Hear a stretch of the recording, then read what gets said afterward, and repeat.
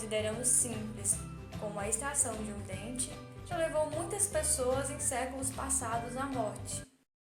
As intervenções não eram preventivas. Anestesia e práticas de higiene inexistiam.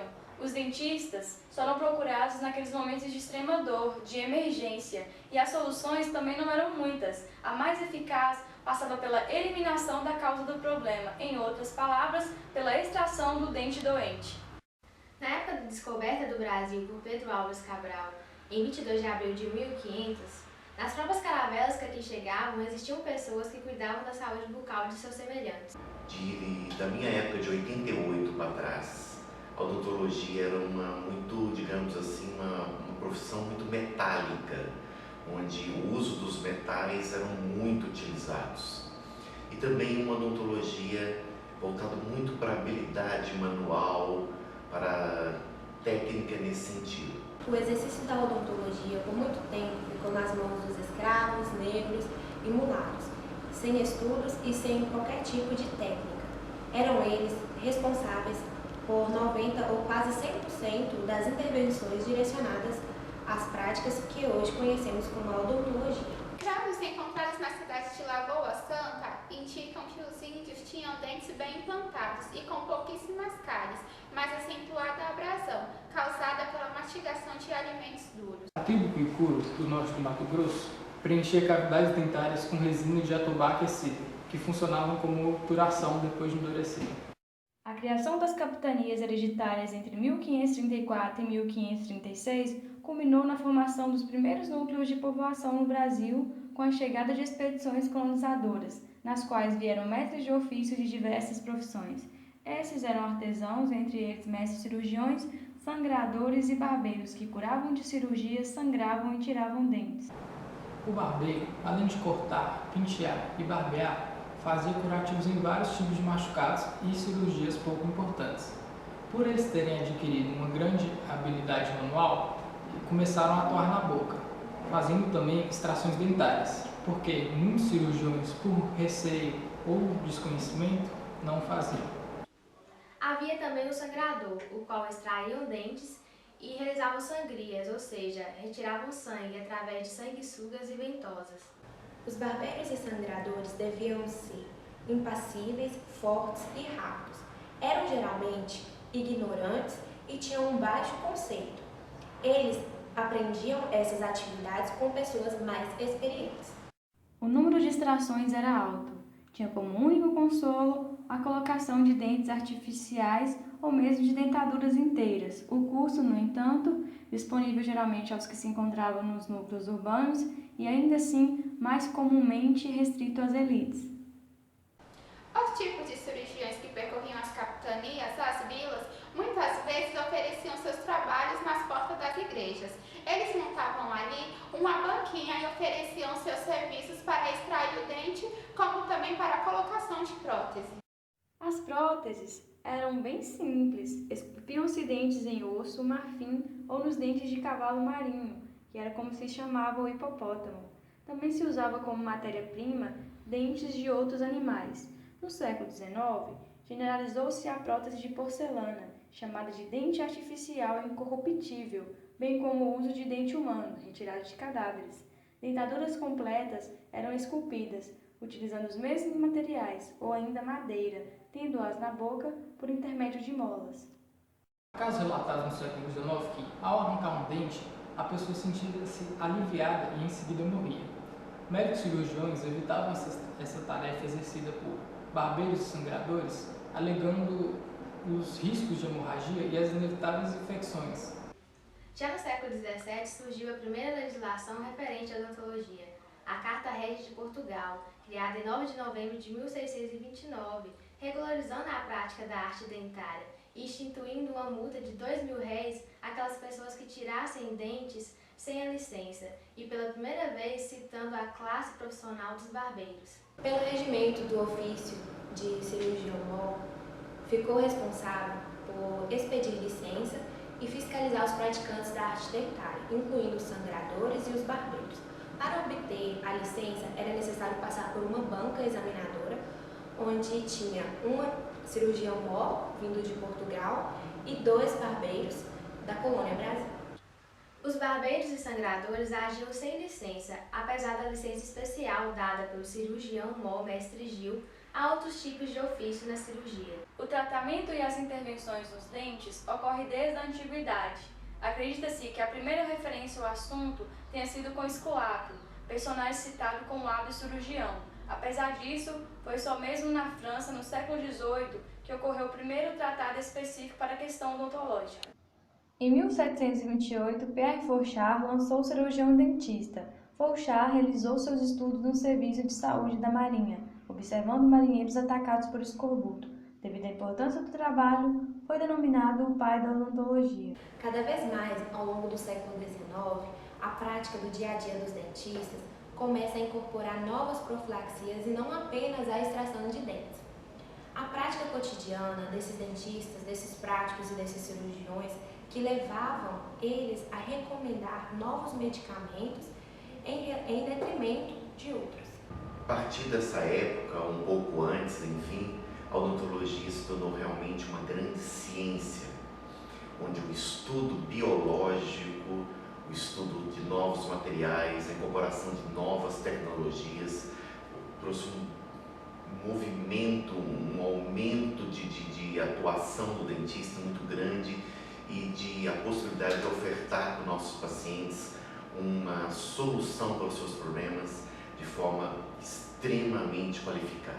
No Brasil, durante o século XIX, a atividade do dentista se resumia praticamente em arrancar dentes, elaborar com métodos diferentes dentaduras e, em alguns casos, chumbar os dentes, termo utilizado para obturar. Utilizavam algumas ervas medicinais com o intuito de diminuir a dor e a inflamação.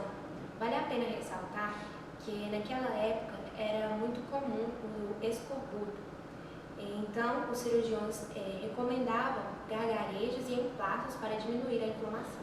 Em geral, a extração dentária, cujo aprendizado era quase doméstico, era exercida por escravos ou ex-escravos, intitulados apenas de barbeiros. Na outra ponta, começaram a surgir profissionais que tinham formação nas escolas de cirurgia recém-criadas, uma sociedade caracterizada pelos conceitos de honra e nobreza. Os diversos profissionais da medicina eram marcados pelo estigma de ocuparem o ofício mecânico. O ano de 1884 marcou a criação oficial do curso de odontologia nas faculdades de medicina da Bahia e do Rio de Janeiro através do Decreto 9.311, promulgado por Sua Majestade, o Imperador Dom Pedro II, em 25 de outubro.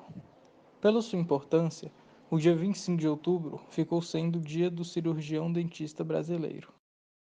Essa vitória contou com a importante colaboração do então diretor da Faculdade de Medicina do Rio, Vicente Cândido Figueira de Saboia, e do professor preparador Thomas Gomes dos Santos Filho, os quais criaram um texto dentro dos estatutos das faculdades de medicina do Império, o que ficou conhecido como a Reforma Saboia.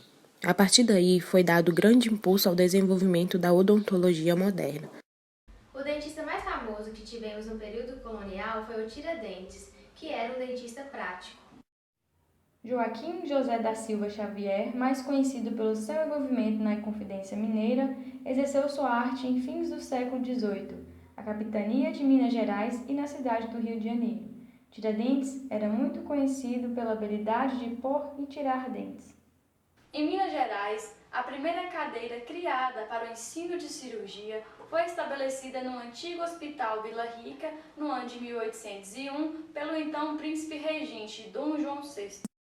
E à medida que se adentrava no século XIX, começou a ser recorrente o uso do termo dentista na documentação oficial, e em 1809 é registrada aqui em Minas Gerais a primeira carta de exame na qual se assegura a profissão de dentista no Brasil, conferida ao sangrador e dentista Roque Manuel de Gouveia, filho de Ana Maria de Andrade, natural de Lisboa e morador da comarca de São João del Rei. O ensino da odontologia foi oficialmente instituído no Brasil em 25 de outubro de 1884 pelo Decreto 9.311 do Governo Imperial. Em Minas Gerais, os primeiros cursos foram criados na primeira década do século XX, em Juiz de Fora, em 1904, pelo Instituto Granberry, e alguns anos depois, em 1907, em Belo Horizonte, a Escola Livre de Odontologia. A primeira regulamentação do exercício profissional da odontologia foi através da Lei nº 1314, de 17 de janeiro de 1951. A escola, inicialmente, funcionava na rua Guaicurus, em Belo Horizonte, e o curso tinha duração de 1 ano. Com isso, as áreas de conhecimento vão se definindo melhor. Por isso, a odontologia está associada à química, à farmácia e à biologia. E esses estudos vão definindo de uma forma mais nítida o campo de trabalho do dentista. A partir de 1911, a Faculdade de Odontologia passou a ser chamada de Faculdade de Odontologia e Farmácia, e a separação dos cursos só veio acontecer em 1960. Então, a odontologia ganhou uma certa autonomia lá pelos anos 50, no caso de Minas Gerais, para construir esse campo de saber e para formar novos profissionais de uma forma mais sistemática. Então, a odontologia teve um momento que era basicamente com nativos, e sua preocupação era curar doenças, especificamente a doença cárie. Então, os cirurgiões dentistas eram treinados para esse tipo de abordagem. Aos olhos do homem atual, imaginar uma cirurgia na ausência de anestesia aproxima-se muito mais da brutal tortura do que de uma intervenção cirúrgica. No século XX, nós tivemos uma verdadeira explosão de tecnologias, de artefatos, de novas metodologias nessa área. Ao longo do século XX, a odontologia pode ser definida como espetacular. Novos conceitos e paradigmas, alinhados a novas técnicas, produziram resultados impressionantes expressos em sorrisos, dentes brancos bem alinhados e articulados, símbolos de bem-estar e beleza estética. Bem, a odontologia metálica ela foi então transformada para uma odontologia estética, onde surgiu os materiais restauradores à base de resina composta, o sistema adesivo, onde esses materiais então são de uma certa forma colados, aderidos ao dente. E isso trouxe uma preservação da estrutura dentária de forma absurda em comparação com os preparos anteriores e foi uma grande revolução na odontologia. Hoje nós podemos falar de uma odontologia minimamente invasiva, uma odontologia completamente estética, com uma resolutividade de casos de altíssima excelência. E a odontologia, então, passou a atuar nessa forma de devolver não só a função e a forma de um dente, mas também solucionando todos os problemas estéticos do paciente. Tanto é que hoje, o dentista ele acaba ocupando um novo espaço no seu campo de atuação.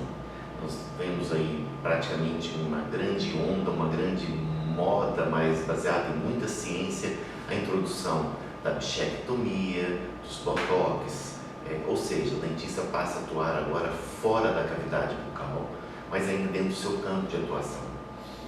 Então nós temos hoje um campo enorme. O dentista deixou de ser apenas um técnico, deixou de ter apenas uma habilidade manual para se tornar realmente trabalhando em função de uma ciência, de biologia, de resolutividade de casos comprovadamente científicos, e aumentou seu campo de atuação. E aonde nunca deixou de existir e cada vez mais se cobra também o lado humano, o lado humanista. Pois se trabalhamos com estética, trabalhamos diretamente no emocional de um paciente. Então isso nos dá hoje uma qualidade, um campo de atuação absurdo da nossa profissão.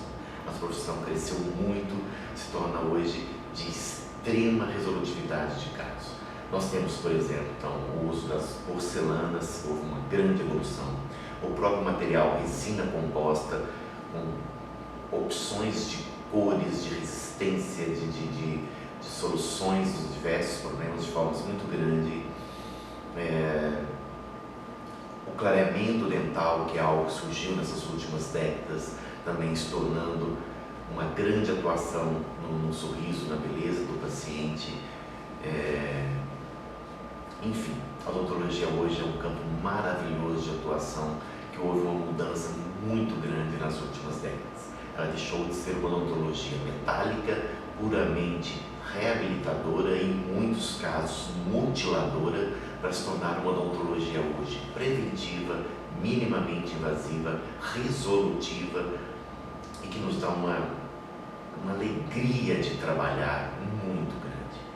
O futuro está ainda muito promissor, com as novas tecnologias e equipamentos, né? Hoje, por exemplo, nós não precisamos mais moldar o paciente, colocar aquelas moldeiras na boca e tudo mais. Você pode apenas escanear, você tem um equipamento que imediatamente lê esse escaneamento e te entrega imediatamente, no mesmo momento, uma restauração em porcelana pronta, né?